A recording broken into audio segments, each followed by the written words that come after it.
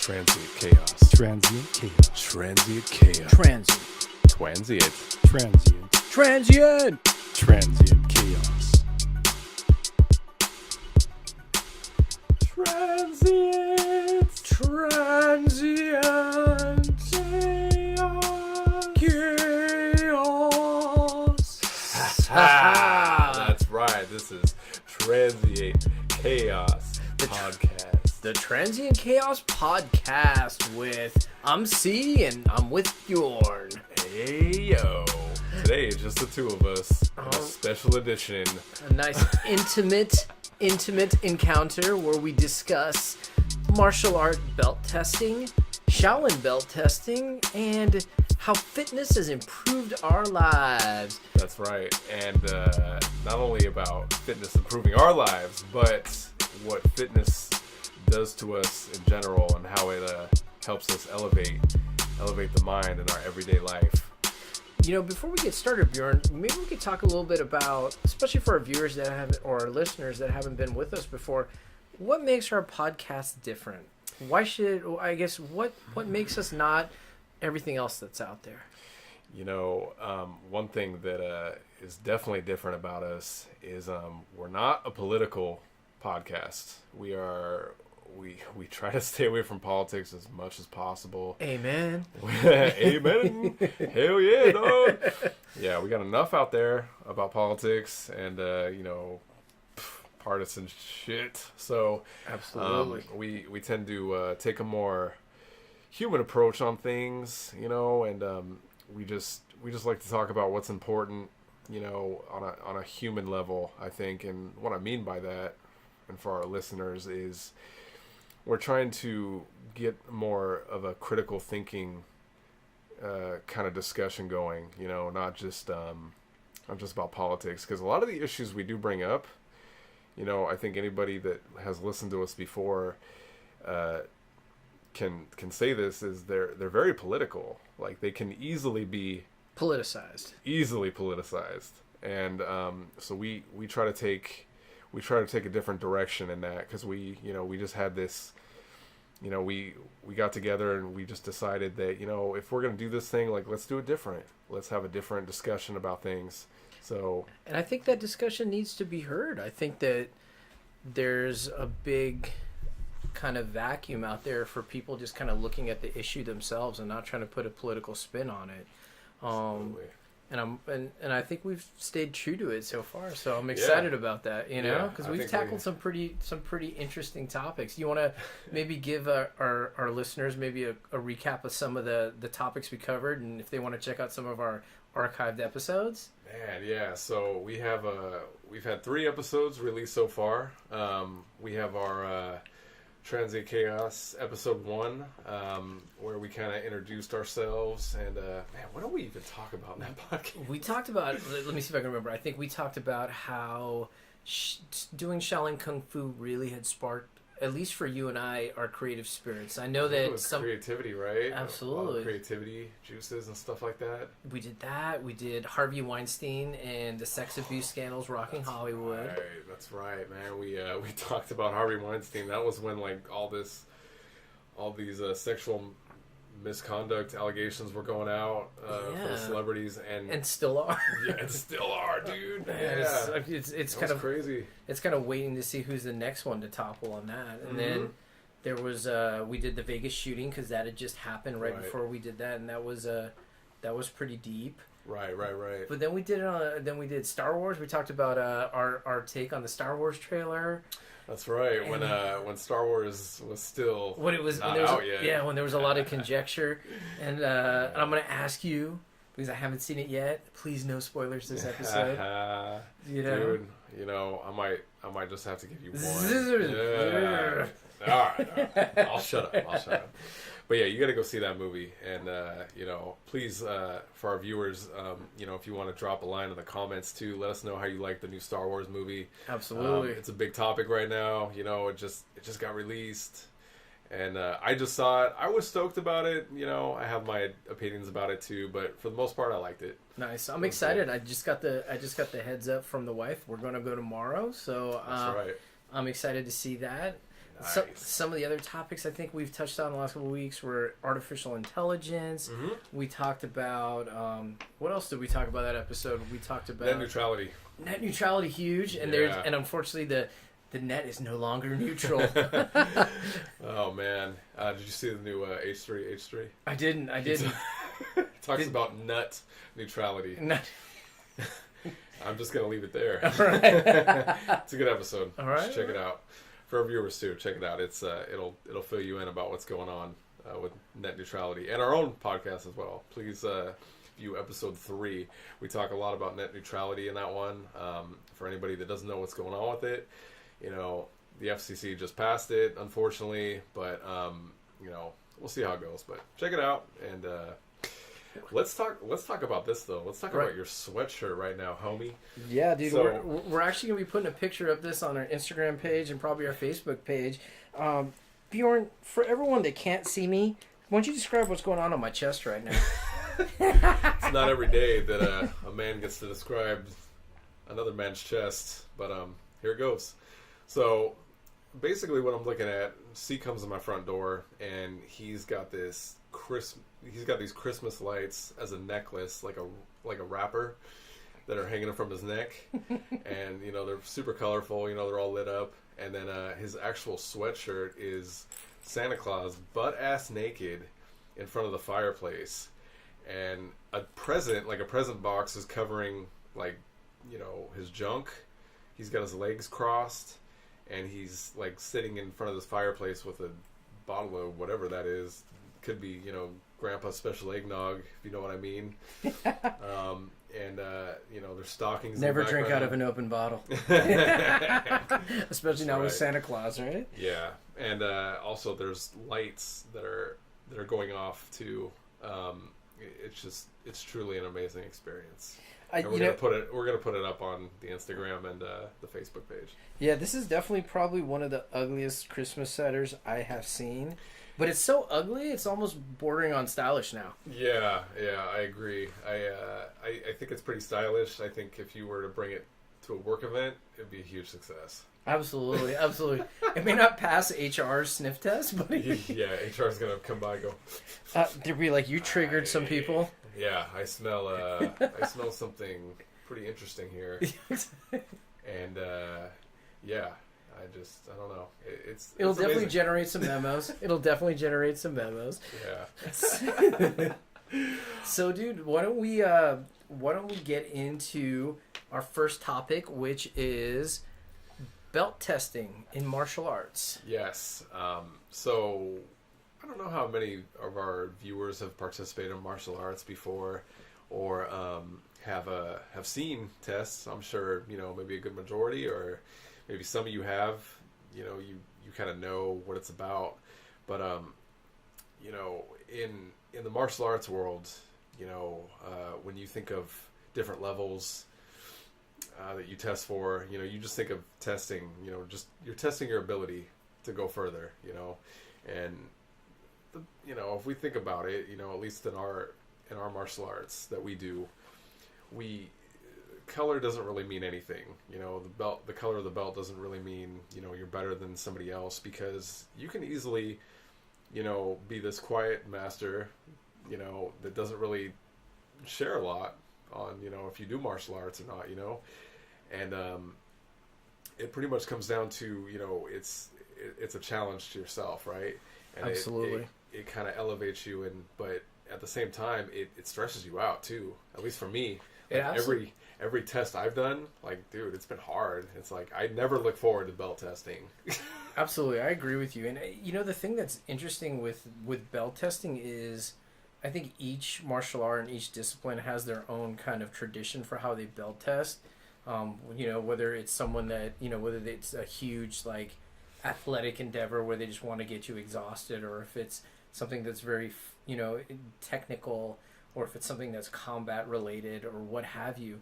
But I think the thing that you hit on a really good point. I think the biggest thing is the mental game against yourself when you're going to belt test, because I can speak for my recent belt test while doing Shaolin Kung Fu, and we'll get into this in a little bit, but it has been a very me against me process. Like the biggest opponent that I faced was my own head. Your biggest critic, right? Absolutely. I mean, it was kind of one of those things where I feel to do better on my tests, I have to get out of my own head, because I think you could be your own biggest detractor when you're trying to do a martial arts belt test, because you could psych yourself out before you even hit the mat. Yeah, absolutely. I remember my first one, like for myself. My first test that I was doing, I ended up cutting out like half the form because I was so nervous. I was like, oh man, and I was so tense the entire time. And for our viewers, like in Shaolin Kung Fu, you want to be a little bit more loose. It's you want to be light on your feet. You want to be loose, not so tense. And some of the other martial arts are very tense. But for this particular test, I was so nervous about, because there was like 5 masters watching us. It was our very first test, and man, it was stressful. But absolutely, let's talk about it like actual like transient chaos style. So, what did that help me with though? Like, how did it elevate me to kind of overcome this like nervousness and this anxious feeling? Why would I as a person jump into a situation that I know is going to make me feel uncomfortable, right? I think you hit on it, bro. I think that the test is not the form. I don't think the test is the technical part, or the combatives, or whatever the little things they test you on. I think it's more the test is showing up and actually being able to step out there. Because it was the same way for my first Shaolin Kung Fu test. At least for this discipline, because the tests that I had in prior martial arts were different, but for this one, it was like you said, there was a table of masters that sat at the front, and then there was like 300 people behind us, and not including the students, right? And then there was like 75 or 80 students that were testing, because they were from all over this part of Southern California. Yeah. And you got up there and you did certain things with groups, but certain things you sit up there and you were the only one out there in front of everyone. And they fail people all the time. They don't care. They do. They want you to do it right, and they want you to do it with confidence. So if you go up there and you're timid and you're nervous and you forget, they're not going to hold your hand. See you in 3 or 6 months, right? 3 to 6 months, bud. It's about three months that we test normally.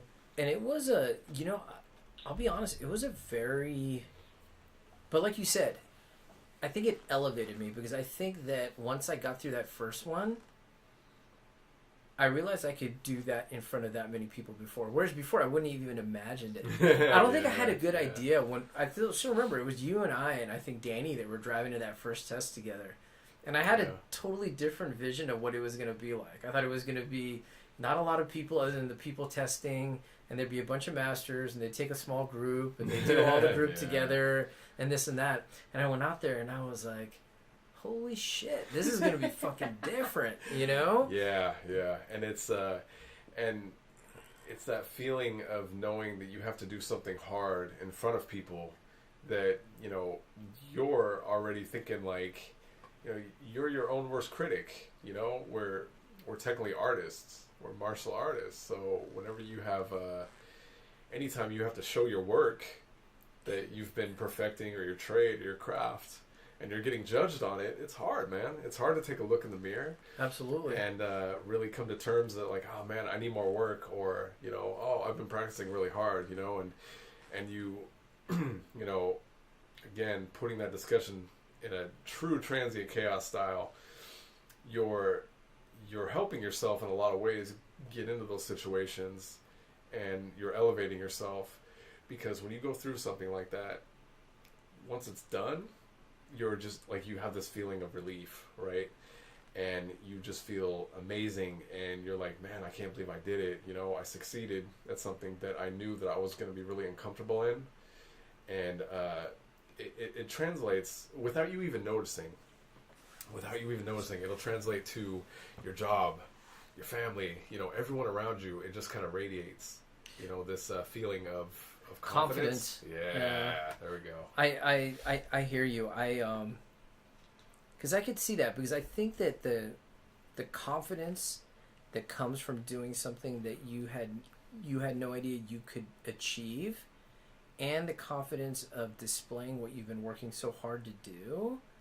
I mean, those feel really good. I mean, and the thing is it meant something that they don't pass everyone. Yeah. Which I think made the achievement feel better to me, because I feel like if it was like I knew I just paid my fee and then I knew I was going to get a certificate of belt at the end of it. Yeah. I think there's something different. I'm not trying to say anything negative about people whose system may be more structured like that. Right. I'm just saying it's a matter of strictness. Yeah. You know? Yeah. They're very good, you know, at least the masters and, you know, our curriculum and our culture that we're learning, they're very serious about what they teach. So, you know, I wouldn't be mad if I failed. I'd just be like, well, I guess I need to work harder. And that goes, you know, we can talk about, you know, getting a trophy for every little thing that people do nowadays when they technically didn't deserve it, you know.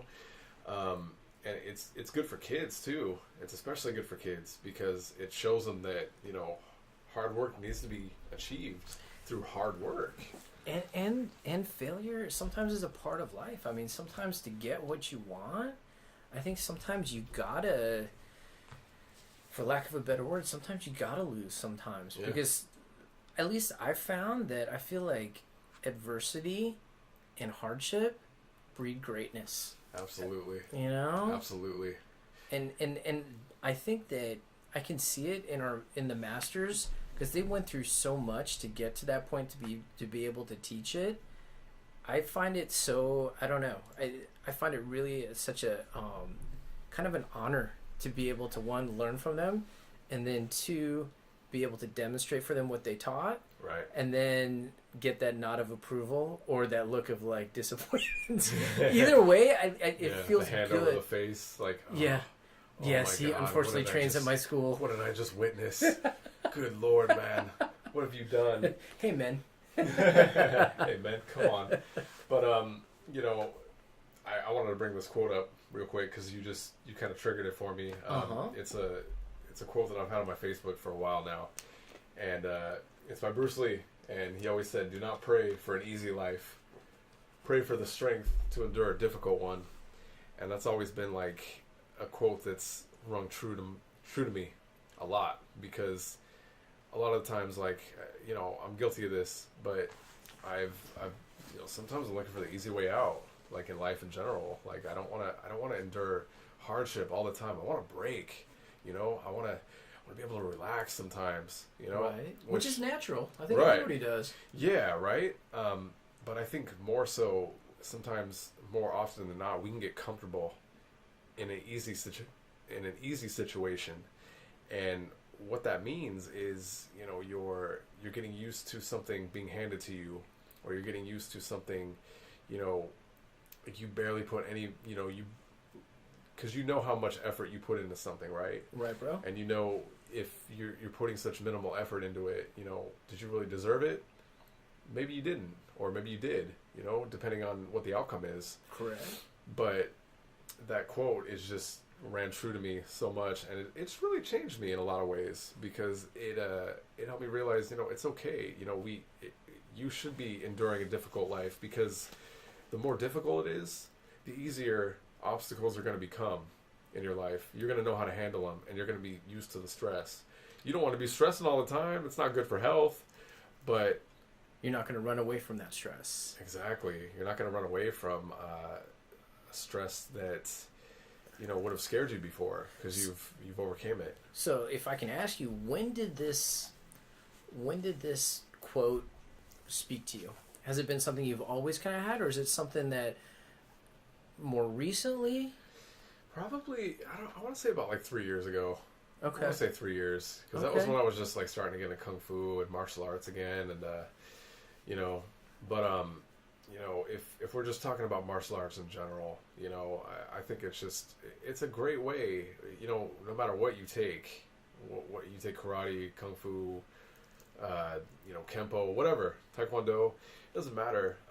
They're pretty much instilling the same kind of discipline in you. They're making you go through a hardship that you weren't used to going through before. Mm-hmm. And they're really testing your discipline and your commitment. If anything, if you've ever had trouble committing to anything, you know, this is a great way to test that commitment, yeah, or to develop that commitment. Absolutely. So I just, you know, martial arts is always going to be so close to my heart because of what it's done for my life, and it's helped me endure and get over a lot of speed bumps. Same for me, brother. Same for me. What you're saying is really kind of speaking true to me because, you know, I think the part of what martial arts has really done for me is really kind of that confidence development. But I think that confidence development partly involves getting the snot kind of, you know, punched out of you a little bit. And I don't mean literally like getting beaten up, but I mean just going through a difficult physical thing. And I think that there's something innate in humans that I think it's part of us. I mean, I think that, and I think I talked to you about that book that I read, Tribe by Sebastian Junger, where he talks about kind of about humanity. And part of it was that he advocates that we lost a lot of, or we've gotten away from what our ancient ancestors did, which was deal with adversity on a daily basis. And our body and our psyche and everything is tuned towards dealing with certain types of danger, or certain types of discomfort, certain types of physical hardships. It's just kind of what humans were built to do, or created to do, whatever you believe. And I can see that because once I started putting my body through things that were difficult, and I endured hardship with other people, it provides a lot of joy that you don't think that you normally would have. You know, I mean, sometimes, you know, I've gone through some of the most difficult, you know, when we're done with a really difficult training session or something like that, and I'm physically exhausted. It's kind of weird. I feel like I achieved so much, and I feel something real kind of ancient and deep in me is kind of stirred. Something that, like, we should all be doing this. And we should all be doing this on a regular basis. And would our society be better? Would we be overall healthier? Would we be able to look and see how far we've drifted from that? How we are giving trophies to people for every little thing. And I get it out of good intention. You don't want anyone to feel bad, but what if that's not what's going to make us as a species, and I mean a human species, stronger or reach our fullest potential? Absolutely, man. You're absolutely right. And that feeling that you get after you know, we're just talking about physical fitness in general, right? Right. Whenever you get done with a workout that you know you put in 110% in, you know, at the gym. Like, you go to the gym, you go to your karate studio, right, you go to your kung fu school, whatever. Right. You feel a certain way afterwards, right? And it's also your body, you know, releasing all those endorphins too. Absolutely. But it's also the feeling that, like, you're improving yourself, you know, in a way that's elevating your mind. And every chance I get, or every workout I've done, especially since you know, I've been going with you and Joe, right, you know, to the gym. We've been increasing our training sessions a lot. You know, I feel great. You know, I feel good during classes. I feel stronger. I feel faster. You know, and it's almost like I'm playing a game in real life. You know, I'm leveling up. Absolutely. I'm leveling up my own character, you know. you're putting some points into the stamina and the conditioning and the spirit. yeah, and spirit and stuff like that. And, you know, it's a great feeling, man. And, you know, I encourage everyone to get on some sort of workout regimen. You know, you don't have to do anything crazy. Like, even if you just take out 20 minutes of your day and just do some, just like, push-ups or something like that, you know, you'll just feel different, you know. I agree with you. Ever since, I think it was when we recorded our last episode, was I think when we first just, you know, you, Joe, and I had started our breakfast club at 5 a.m. and we've been hitting the gym, and we've been kind of, you know, working out hard, and we've been for me personally, I think it's elevated me in terms of just energy level. Yeah. And two, just like, I feel like when I'm done working out, I used to go to work sometimes, and I used to be like, even after a cup and a half or 2 cups of coffee, I'd still be tired. It'd still take me a while to wake up. But here, when I'm driving to work after we get done with the gym, like I'm pumped up, man. Like Yeah. I'm fired up. And then when I hit the office, like I feel that I started the day the right way. Like I feel like I was like, you know what? We already did something hard. Like Bjorn already ran me through the gauntlet like 3 times. And for people that don't know what the gauntlet is, we'll tell you where you can figure that out. But it's just, you know, just simple things like that. Push-ups, pull-ups, chin-ups, you know, different types of body weight exercises. A lot of calisthenics. Yeah. And just, and doing it. And I think the part that I think also has been so great is doing it with other people. Like, I think, like, getting up and being there with you and Joe before the sun rises, hitting it hard, and then going on to the rest of the day has been invaluable to me. Absolutely, man. I feel the same. And, you know, it's funny because it's so funny because every time that I've gone to the gym by myself, like, it's been fine. Like, I'm a self-starter, and I know a lot of people are. But when you have a group of people that you're training with, again, I think we've talked about this, like a whole, like, you know, brother or sisterhood or whatever you got going on.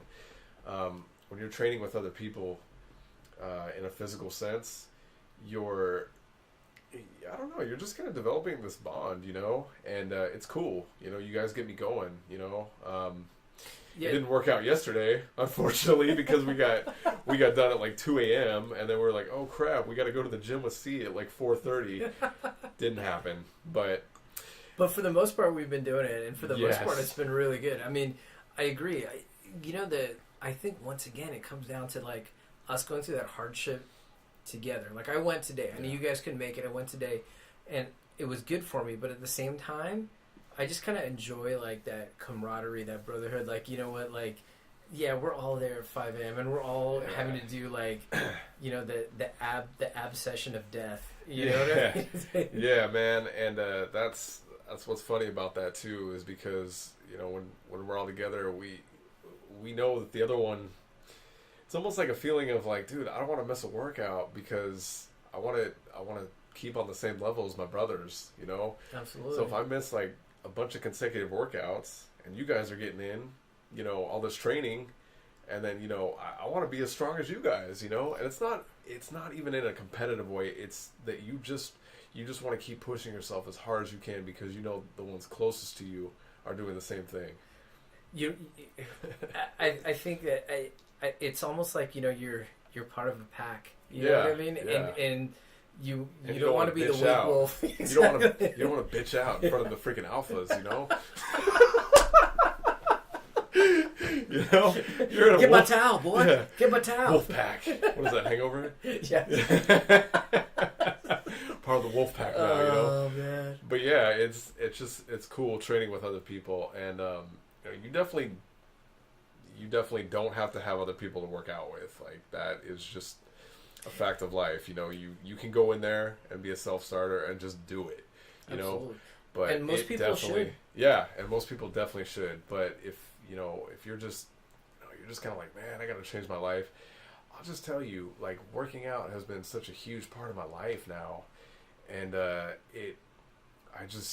don't know. It puts you on a different level, you know, and not this. And I'm not talking about like the level of like, you know, you're stronger than people. I'm talking about what it does in your everyday life. Like you were saying, how you start the day off right, you know. Absolutely. Because there's been plenty of times where I wake up in the morning and I'm like, man, I got to go to work because I slept in, and the first thing that I look forward to in the morning is going to work. I don't want to do that. I want to have something to look forward to before work, because you want some endorphins going before you have to go into a negative situation. And you could love your job. I mean, I like my job. Right. It's not bad, but it's still work. You know, I'd rather be in the gym. I'd rather be at kung fu, like working out. You know, Absolutely. I'd rather be training. So no, I want to look forward to that first before I go into my, you know, work mode. And it's been imperative to my happiness. No, absolutely. I think you hit on it, man. I think it changes the way that you look at the whole day. Like, you know, it's starting the day really good.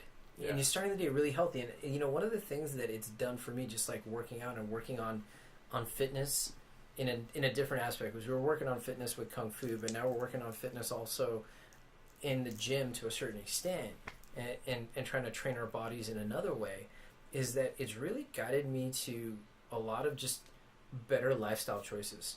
You know what I mean? Like, in terms of, you know, if it means like coming home at night, you know, hanging out with the kids, do I want to relax and have a beer, or do I want to go home, help out, see my kids and everything, but then before I go to bed, stretch, really kind of hydrate, you know, eat well, get ready for the next day, because I know the next day I'm going to need my body to be in good shape so that I can do another day of really either good workout or sometimes double days, like, you know, doing our gym stuff in the morning and then doing Kung Fu at night.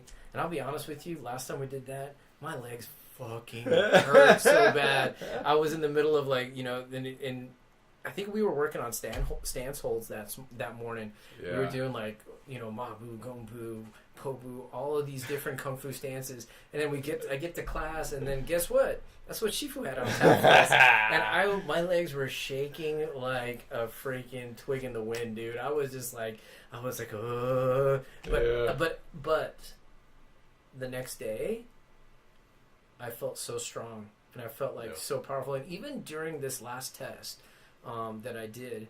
How did you feel? I'm curious to know how you felt on this last test compared to your other ones, because I know this is kind of like the first time. You know, I know you've been into fitness for a while, right. But this is like the first test that you've had, like the supplemental stuff, like on the outside of classes. So how did it go? Strength I felt super strong. I felt super steady. I felt my base was good. I felt my balance was good. I felt my legs were on point. With my Dao work, with my broadsword work, all the arm work we've been doing, the forearm work, the grip work we've been doing. The sword didn't feel heavy. Nice. The sword felt light. And normally before we started training, by the end of my Dao routine, my forearm was hurting.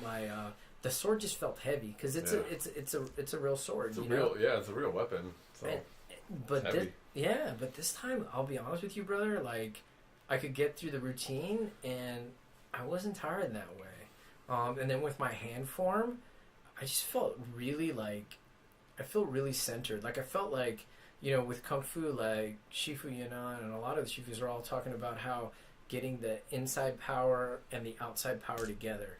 And so your in and out are one, right? Yeah. And I found it, and I'm not by any means an expert in it, but I found before I didn't have the stabilizer muscles tuned up. Yeah. I didn't have my core tuned up, where if I try to throw that inside power into my forms, it'd throw me off balance, or it'd throw my stances off, my boof off.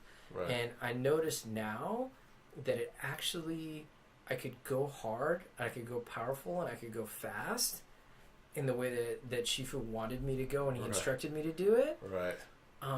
But I felt on point. Yeah. Like, I know means that I have a perfect test. I mean, I passed, and I am grateful that I passed, and I'm grateful that Shifu saw the hard work that I put in. But at the same time, I walked away feeling confident. It wasn't my fitness that messed up that form. Yeah. It may have been that I didn't do the movement exactly right. Right. But I did it, and then you didn't have any. Your body wasn't holding you back. Absolutely. Because your body's like, it's like a well-trained machine now, you know? Absolutely, brother. It was like we talked about, like, the mind was my biggest enemy. Yeah. You know, and that was where I felt like the essence of Kung Fu was that, like, now that my body is strong, my mind is what I need to work on. I mean, the only analogy I have to think about this is, like, I know a lot of people that play golf, and they're really good at golf. And they always say, like, once you learn how to swing the club and you get your stroke down, the game changes. Yeah. Right? Because then you're playing the course, you're playing the wind, you can see the beauty of it. Yeah. And that's kind of what I'm starting to feel like I'm seeing with Kung Fu, is that the physicality, and I think we talked about this before, like, the physicality is one portion of it. But if you're not in good health and you're not well conditioned, the physicality becomes all of it. Because that's all because that's the thing that's holding you back. Yeah. It holds you holds you back because you can't do the movements and you get worn out. You get worn out really fast, you know, especially when you got to put a certain amount of energy behind something, you know, or you don't have control, or you don't have those stabilizer muscles conditioned, dude, you know, for balance. So you're absolutely right, man. Those planks you've been having us do, the planks, the straight arm planks, and then the 90-degree elbow planks, those have been money for getting my feeling like keeping just my stabilizers where they need to be, where I can throw energy and weight one way and stop, and not keep going. How about you? How have you felt since we've been doing these supplementals? How has your kung fu been affected? So I've noticed it a great deal, because when I first came into kung fu and the whole martial arts thing again, when I was like, oh man, how old was I? 28? 29? 28. So when I first started, when I was 28, I was like a really big gym rat, and I was like, you know, pushing all this weight around in the gym all the time, you know, and I was going like 5-6 days a week, and you know, it was cool. I loved pushing weight. But when I joined kung fu, it wasn't very beneficial for me, because I wasn't flexible. Like, I lost a lot of flexibility in my shoulders, my arms, and you know, I wasn't stretching my legs at all. You know, I was doing a bunch of leg exercises, but I wasn't stretching those muscles at all, so I lost a ton of flexibility. So I started to get out of the gym, because I was like, well, it's not really helping my kung fu. But I went about it the wrong way, though, unfortunately. I cut off everything that was gym related. I was like, well, I don't really need, you know, strength training anymore, because kung fu does all that for me, you know. Which it doesn't, though. It does. Little secrets. Yeah, you know, but it's true, though. Let me take that back. We don't. It's not like we don't do any strength training. You know, we're pushed in class, but it's a different kind of push. You're doing more conditioning training. You're doing more forms. You know, there's such a limited amount of time you have to do in 1 hour, that you can't hit everything that you're supposed to hit in order to be a well-balanced warrior. Absolutely. Absolutely. So what happened was I was just doing class. You know, I got into a habit of just doing class all the time, and I was going, you know, 4 or 5 times a week. You know, it was great. So I was well conditioned. I still felt strong, because, you know, we're still doing our weapon training. We're still throwing around weapons. You know, still lifting some sort of, like, you know, object for strength. You know, right. But what ended up happening was, after my schedule changed, and I was only going, you know, about two days a week on average for the last 3 months, it's been hurting me big time, and I was starting to get tired again in class, and I was like, man, what's wrong? Like, what's going on? So I started doing outside training again, and it worked out pretty well. You know, I was okay, but I don't know, man, there was just something that was hard to just push myself by myself outside. I agree with you. I agree with you. Same thing happened to me, bro. When I was going 2 days a week, but splitting it up and being able to train outside, I felt much better and much healthier, and I felt more rounded. But when my schedule changed and I had to go 2 days back to back, and then the rest of the week was like, I'll try to fit in some extra stuff when I can. Yeah. It's amazing you see the deficiencies. And, you know, I think that part of it, and you hit on it, is just, you know, you can only do so much in class. Like, you know, like when like the Shifus were training at the temple, I mean, they did physical work all day long, and they got their physical conditioning and their strength conditioning through. Yeah, we're talking tasks. Like 8 hours a day of labor, of manual labor. Yeah, and I think that, you know, it's the right thing that we, to supplement our strength was. I mean, in America, I mean, I don't know about you. I mean, going to the gym is a great way to do it. Yeah. And to be able to simulate some of those manual labor tasks. Yeah. And I think you've done a really good job, because I think you've really kind of spearheaded us getting in there and getting us motivated to do it, but also coming up with some really good workout routines. When you come up and you're talking about or when you're, you know, coming up with a workout routine for us to do, let's say we're going to do shoulders one day. Or not shoulders, I'm sorry, upper body one day. How do you look at it? How do you structure what you think the workout will do to best to best help us both in just normal life and with kung fu? Like, give us a little bit of your thinking on how you put together a workout. Yeah, it's interesting, man, because I do like that side of the fitness area.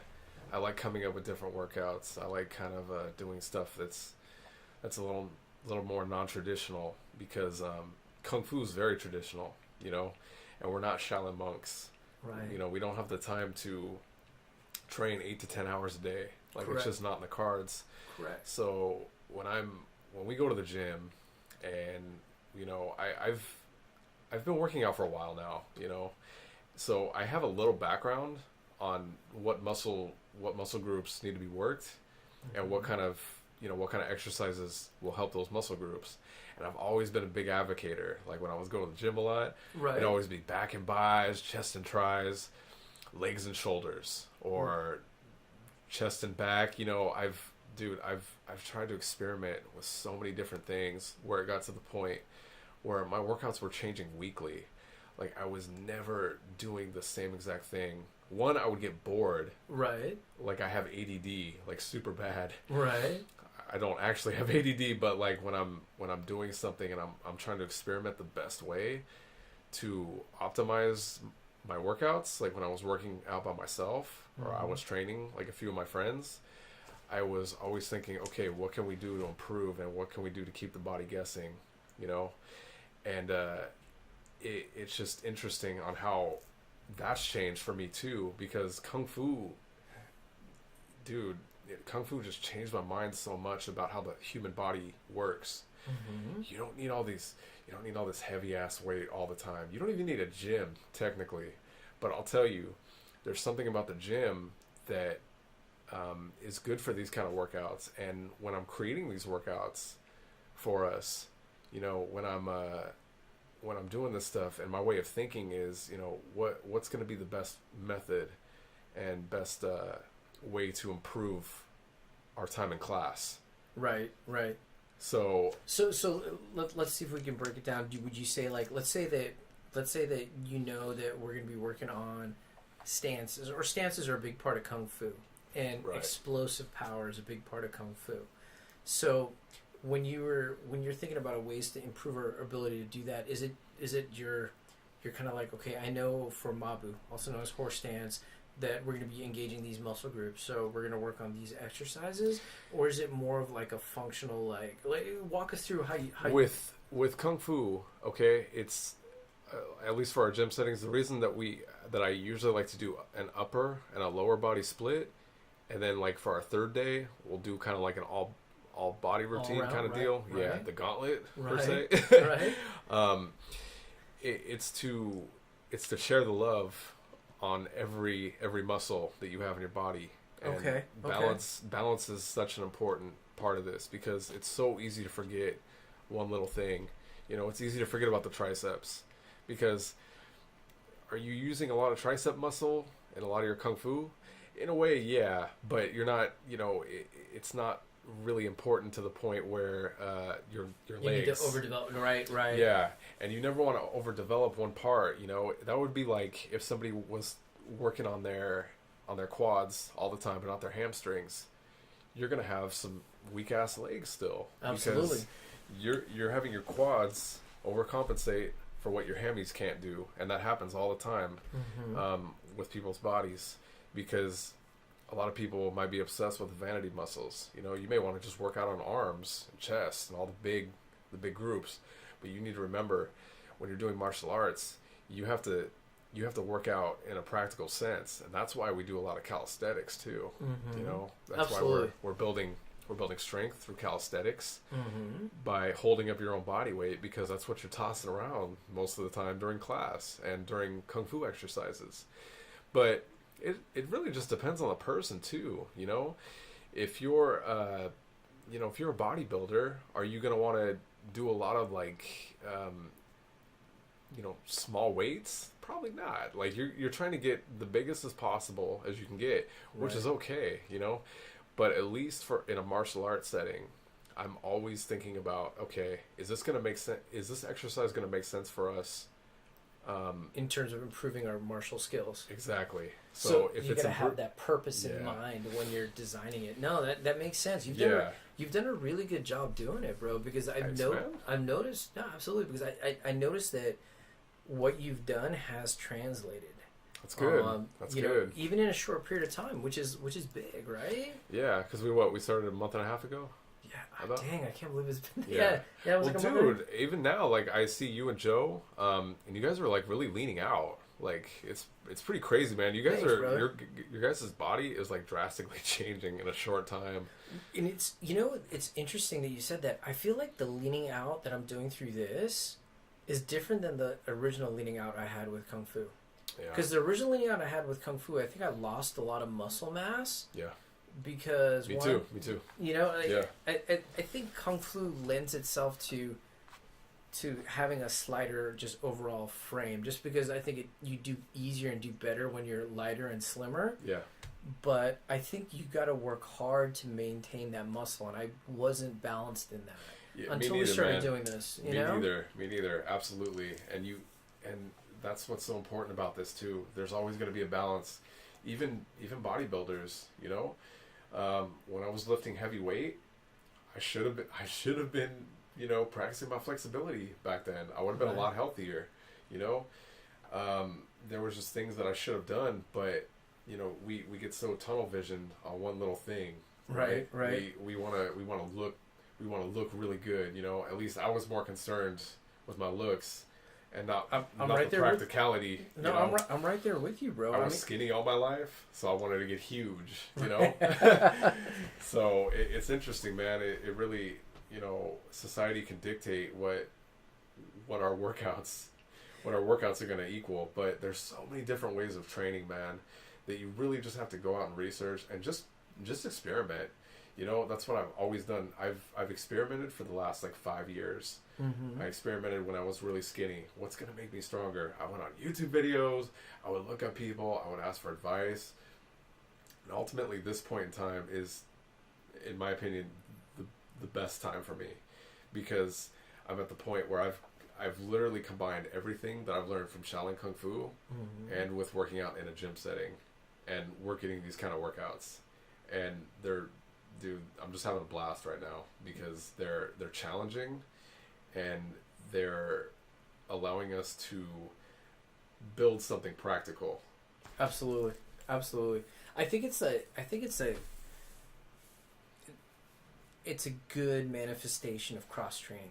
Yes. Right? Because I think that we're working out with a purpose.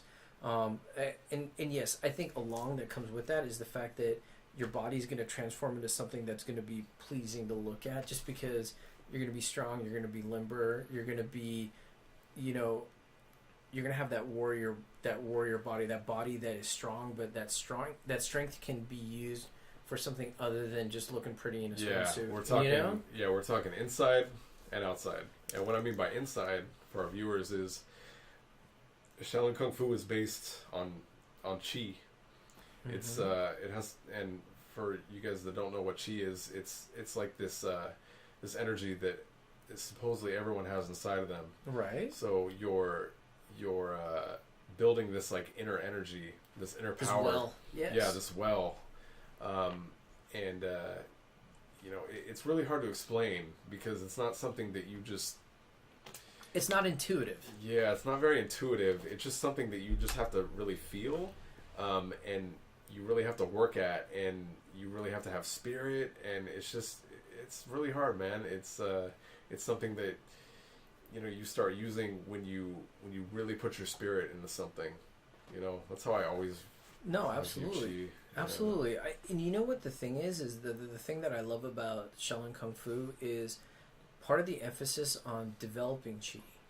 But, I know a lot of other martial disciplines develop Qi, but the thing that I like about it is their explosive use of Qi in their Kung Fu. Yes. Because it is really strong, you know what I mean? And it's really powerful, and it's just, you can feel it when somebody channels their Qi and they do it right.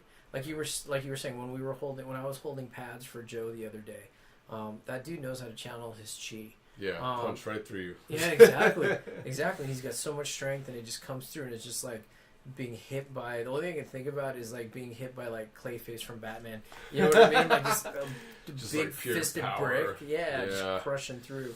But it's been, that's been the coolest part. One of the coolest parts about Kung Fu is working on that inside power. Because I think a lot of people poo-poo it as... oh, you know what, it's all whatever, it's all theoretical stuff, and chi doesn't matter. But I would honestly say, I think chi alone, just like everything else, may not be the answer, but I think the development of chi definitely, it plays a part in being a well-rounded martial artist. Well, and check this out, just for an example. So, you can make any variation of any lift or any exercise maybe 10, 20 different ways. Right.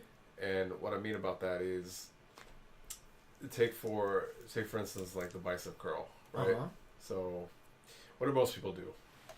What do most people do when they go in the gym? They go 1, 2, 3, 4. For all of you that can't see us, Bjorn's doing an impression of a very uninspired bicep curl. Yeah. I'm just kind of like standing here, just like up and down. I'm just kind of moving the weight, not really putting any effort behind it. I'm just kind of moving it. So when you talk about training inner power, explosive power, right? The Shifus call this bufali. Bufali. It's like a boom, like a explosion, really right? like a real big explosion inside. It's quick. It's very fast. It's explosive.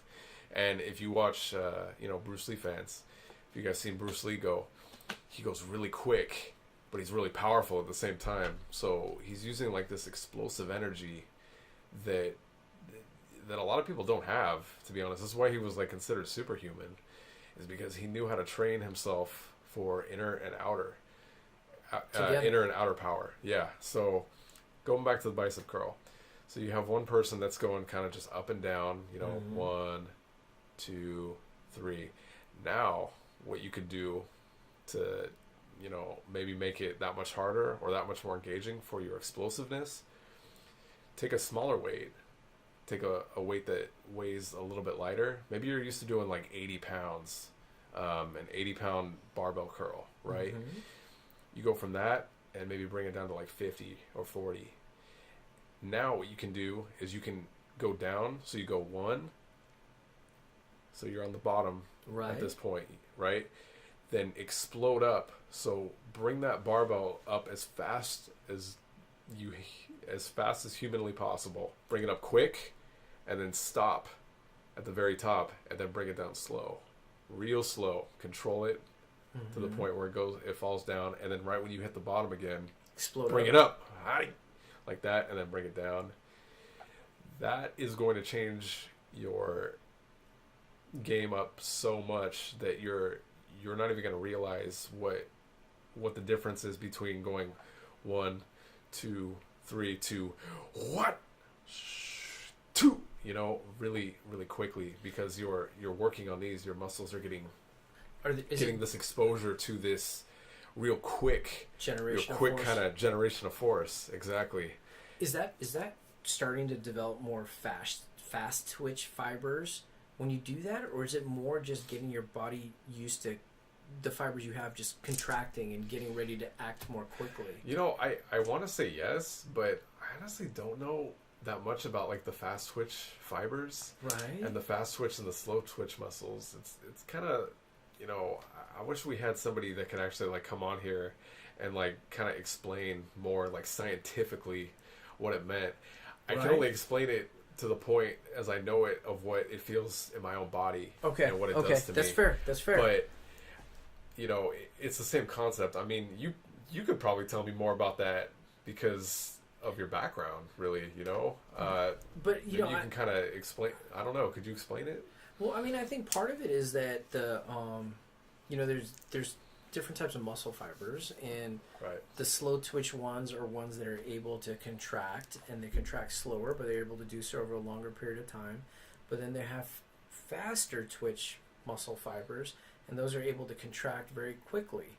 Right. And my question is, and I don't know the right answer to this, is if the way that we're training is bringing about, by doing that explosive type of training with the right form, is it bringing about a change in our muscles, or is it just getting our muscles used to contracting quicker? And I don't know if it's the same thing, or I don't know if it's a different thing, but all I know is it is working, man, because I feel that ability to, at least when my inside wants to go fast, my outside is starting to listen. Yeah. It's starting to try to be one with it versus it's starting to catch lagging. Up. Exactly. Starting to catch up. Yeah. Yeah, man. I think it's just, as you said, honestly, I feel the same way. I think it's definitely a way to build up some sort of, like, you're getting your muscle used to doing a certain movement at a certain speed, you know? Because if you do that kind of training the first time, it's going to feel awkward, and you're going to feel like you have no control. But if you keep doing it, you know, same thing with the stabilizer muscles. Right. You feel like you have more control over your body when you're doing all that stuff. Absolutely. Know? So, yeah, it's been a great experience, man. And you know, I'm happy to be training with you guys. And for all our viewers out there, I just encourage you guys just to get out and do some sort of, like, just physical exercise, because it'll just change your life. You know, you don't have to do anything crazy. Like I said, just do something that gets you up, go run around the block, whatever. It just gives you this feeling of you know, enlightenment. You know, it just makes you see things more clearly, I think. You hit on an important part, bro, that I think that physical exercise brings a focus that I think is sometimes we lose in our daily lives with all the distractions we have. I think just to focus on the task at hand, and be that an exercise task,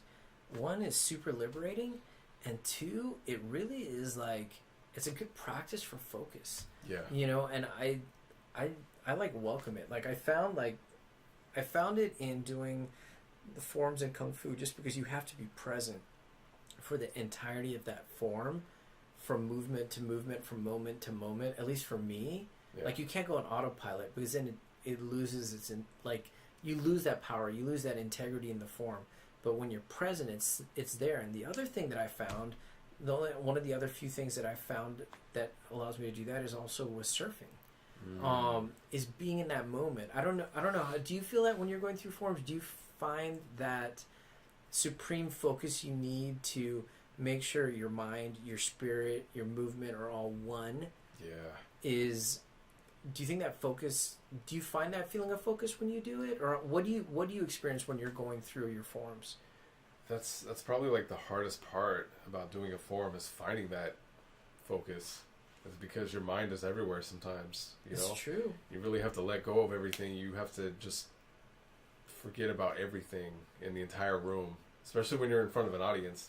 I pretend that people aren't even there, that I'm just doing it in front, you know, or for yourself. Yeah, for myself, because I am. You know, I'm only there for me, technically. It's true. You know, I'm only there to prove to myself that I can do it, and that it makes me feel good. So when I do that, that's like my way to get back to being focused in my own movement. In my each movement that I do in my forms, is I forget everyone's in the room, and it's been pretty good.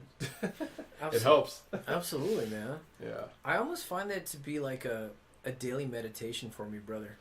Like, I feel like even if I'm on lunch break, I'm in my office, I, like, close the door and I go through a different form. I don't have a ton of room in my office, so I've been doing, like, a Chao Ho Chi Minh, which is you know, there's no kicks or jumps or anything for the most part, so it's a pretty compact form, so I can get through most of it. But I found it as peaceful as sitting down and trying to meditate for 5 minutes, just because the amount of focus I got to put in is the same amount of focus I have to kind of find my breath when we're trying to meditate, you know, and try to clear my mind, because I feel like the first 5 minutes when I sit down to meditate is finding my breath, letting go of all the stuff that happened to me that day, or all the stuff I know that's going to happen to me the moment I walk out of class or whenever I'm meditating. So I don't know, that's another thing that I really have found to be beneficial and elevating was the development of kind of that inner peace. Yeah.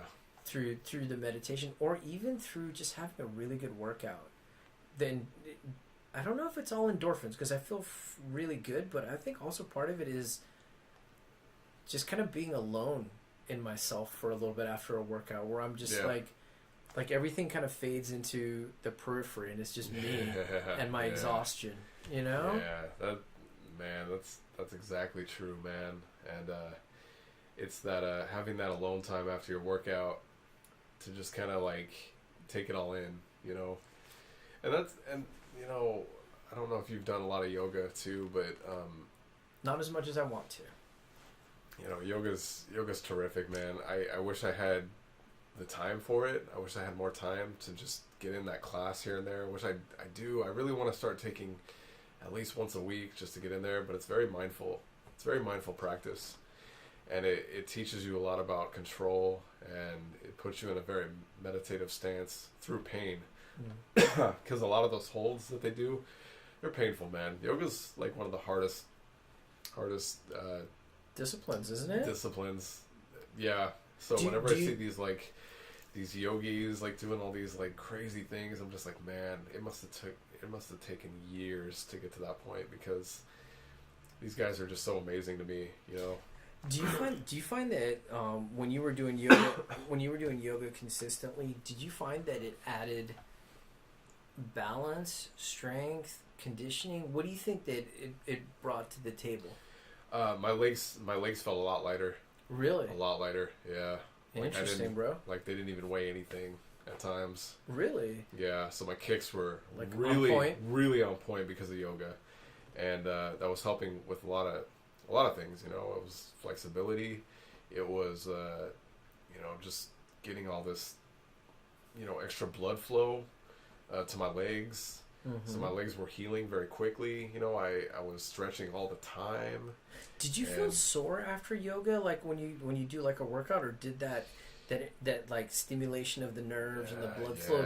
Did you not have that soreness even if you had a good yoga session? Yeah, I didn't have the same soreness in my legs that I do now, for sure. Interesting, bro. And that was because, you know, they're always stretching, and even though they're putting you know, a lot of stress on the legs, right? You know, you're using your quads, your hamstrings, your calves, a lot of your legs and stuff. It just didn't feel like the same soreness. Like they were still, you know, I was able to go to class the next day just fine, you know. Interesting. What do you think would be like an ideal, like, portions of kung fu for someone that, let's say, works 40 hours a week, right? So we don't have 8 hours to train. Yeah. Let's say, what do you think would be a good amount of yoga, kung fu, and body weight training or gym training, in addition to just other types of activities that people do? Dude, I'm telling you, I think the most balanced that I've ever felt was when, I don't even know if I've experienced this yet, but I can guess. It's because when I was doing yoga, and yoga and kung fu are probably the best together. And that's because you're getting the body weight training too, because, you know, a lot of the positions like downward dog, you just warrior 1, 2, 3, you know, tree pose, all those different poses, you're working everything, man, and you're working under your own body weight. So that's why a lot of those like yogis are really strong. You know? Absolutely, they're ripped. Yeah, absolutely. If they're doing it a lot, I mean, it's something that it's hard to endure in the beginning, though. I will say that it's very hard. It's kind of equivalent to the workouts that we've been doing, but theirs is nonstop, though. You're literally going for an hour to an hour and a half. Changing poses. Yeah, you know, there's a lot, and then as you get into the more advanced stuff, dude, it's like you're not stopping for a full hour. That's crazy, man. Yeah, man. So there's a reason why those guys are such in good shape and flexible. And the class that I missed the most is called the Yin Yoga class. What's that? Yin Yoga. It was literally like a stretching class. That was literally like an hour and 30 minutes over at Yoga Body. Okay. Off Chino Hills Parkway. Right. And dude, this class was gold, and it's still available. I'm still trying to figure out a time to get over there, but I think they have it on Tuesdays actually now, right before class. So okay, what is it? Might have to hit it back, but basically what it is, it's you're holding these positions like pigeon and forward folds and all this stuff for like 10-15 minutes. Right. So you're not just, you know how you normally stretch, you give it about 30 seconds, maybe a minute and a half at the most. Right. You're holding these for like 10 minutes each. Oh my god. Yeah, man. So, but I tell you, man, I did that class one time, and dude, my legs felt so great afterwards. Just super loose. They Everything were was super stretched loose. out. Everything was like, my legs felt like they were nothing. It was crazy. And if I had to do 3 things, like if I had the choice between, or even 2 things, it would be kung fu and yoga. The problem with doing both is it's hard, because if you don't have like the financial Yoga's expensive. Yoga's hell expensive. yeah, it is. And you can do yoga at home, like if you're There's plenty of YouTube yoga, but I don't know if it's the same experience. yeah. There's something about having a teacher and a master yogi in front of you, like teaching you specifically in person. That's, at least for me, it might be different for other people, but right. Dude, yoga is the perfect supplement for kung fu or martial arts, and by itself even too. I swear by yoga. Every time I meet people, I'm like, dude, like, try yoga out. It'll change your life, because it really does. Absolutely, man. Now, so let me ask you. So, like, if yoga is going to be an essential part of a training regimen, strength training is going to be an essential part of a training regimen. Kung fu is. How do you fit it all in 1 week? Well, I was going to ask you even more so than that. Anything else you think to round out someone for fun or for any other type of activities that you're trying to get into to kind of, take your physicality even more?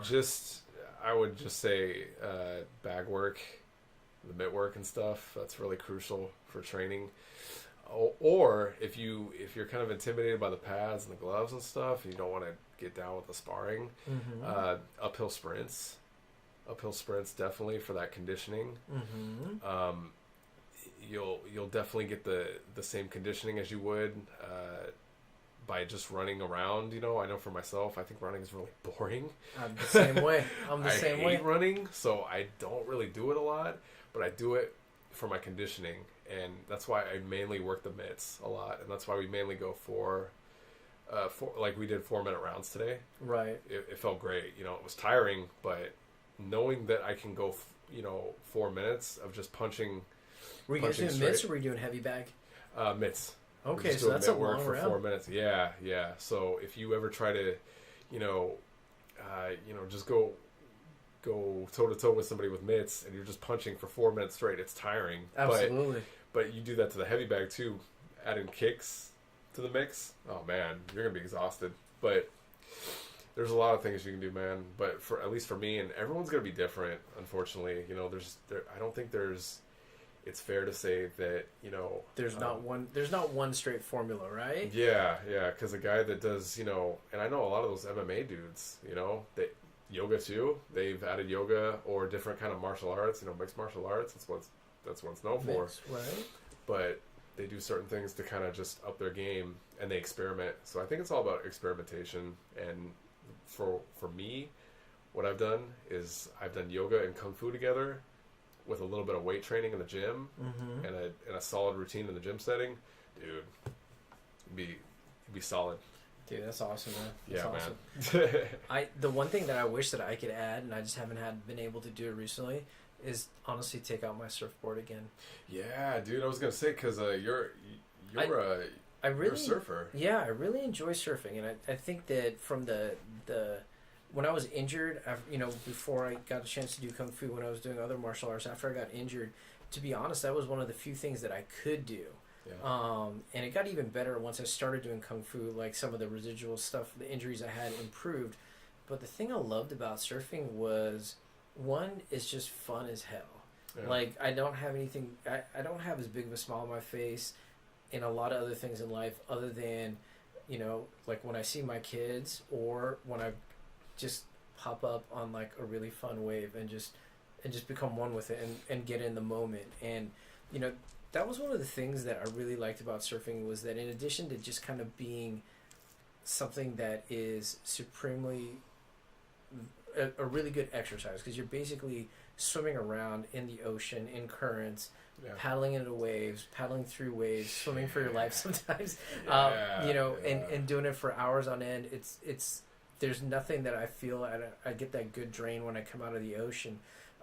But part of it too, like we talked about before, was the mindfulness.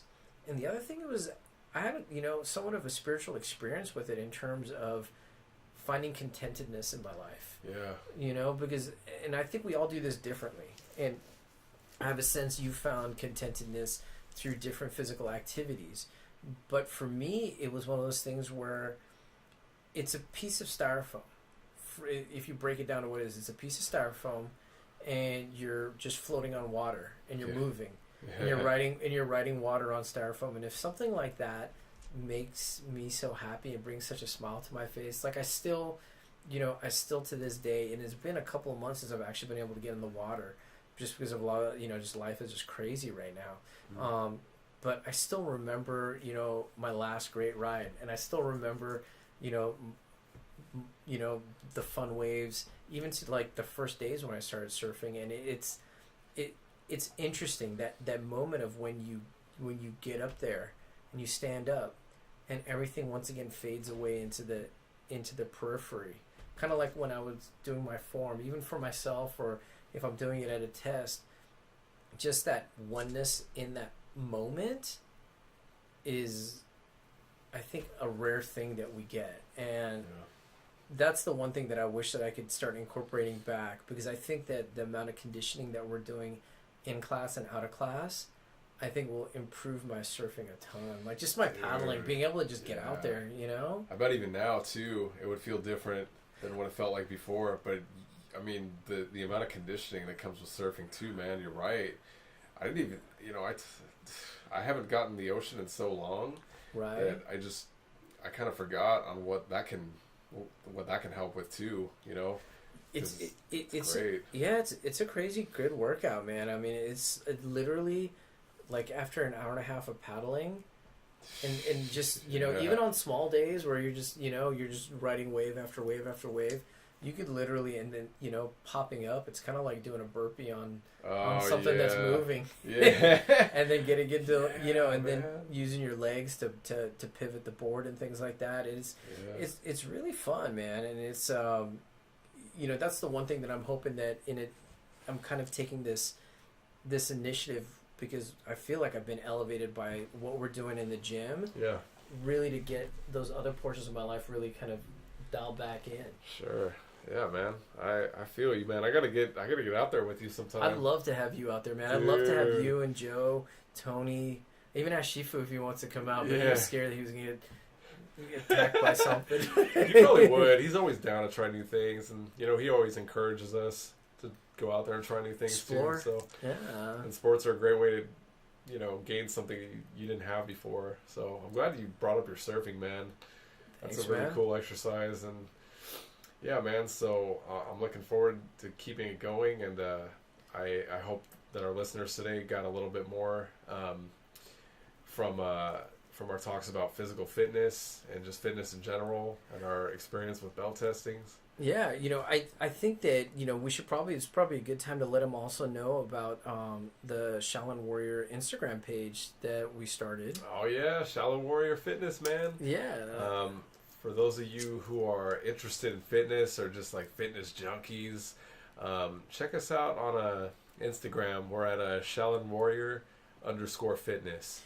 And we're we have videos coming up all the time of like the workouts we're doing at our 5 a.m. breakfast club. Yeah. We have our little routine on there. You know, we're just doing a whole bunch of different stuff. You know, we work the gym rings, like pull-ups. I like to focus on pull-ups a lot of the times because of the benefits they give to your entire body. Absolutely. But we do a lot more stuff than just that. You know, we'll just mix it up a lot. We'll do, you know, kung fu stuff too. We'll throw some kung fu videos on there as well. Yeah. Some mitt work, a couple other things. Yeah. Just a lot of good conditioning videos. So if you guys are interested, check us out and follow us. That's Shaolin Warrior _fitness. And then we have our Transient Chaos podcast Instagram page as well. You can see us at Transient_Chaos_podcast. And then we're also on Facebook at the Transient Chaos podcast. To see our previous episodes, you can check us out on our YouTube channel, and they can just search us under Transient Chaos Podcast, correct? Yep, Transient Chaos Podcast.